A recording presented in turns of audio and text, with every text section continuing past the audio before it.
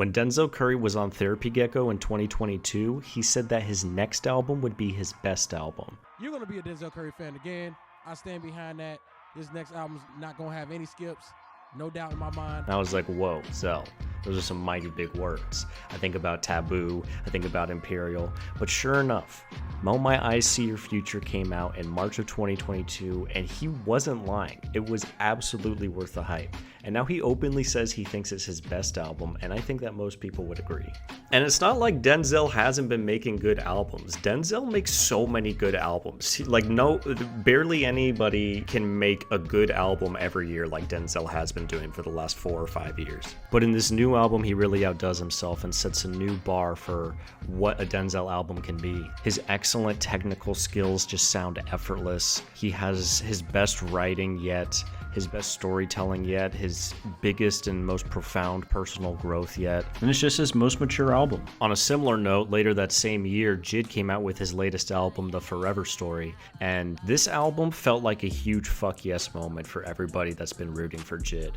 I don't know how early y'all found Jid. I became aware of him in about 2018. He was making really good music, but I would always talk about Jid like, this guy's gonna be great. And now on The Forever Story, I can't say he's gonna be great anymore. He just is.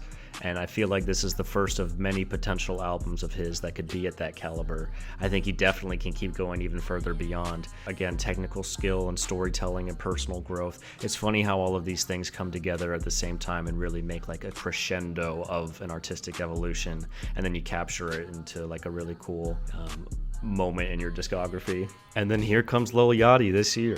I literally stopped listening to Lil Yachty several years ago. I don't think I listened to Lil Boat 3 or 3.5, barely listened to 2. With his last few albums being kind of flops, it did kind of seem like he was falling off.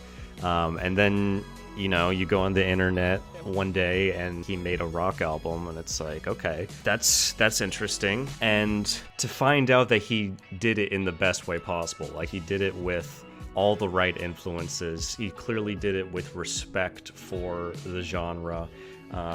So not just going in haphazardly or disrespectfully, tastefully using solid, legit influences and creating a really new blend. Like, I never would have thought to hear Yachty's voice in this style of music, and it's just fantastic. I'm obsessed. And again, like, it's this combination of growth and maturity just as themselves, character development, if you will, that also manifests as growth through their art. It's really a beautiful thing to see both them and their art grow together. I started with Let's Start Here because I just felt like it was the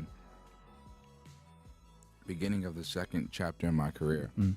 You know, I wanted to be able to like really show what I could do. I hope more artists continue to grow and mature into better versions of themselves, and that also results in growth and better versions of their music.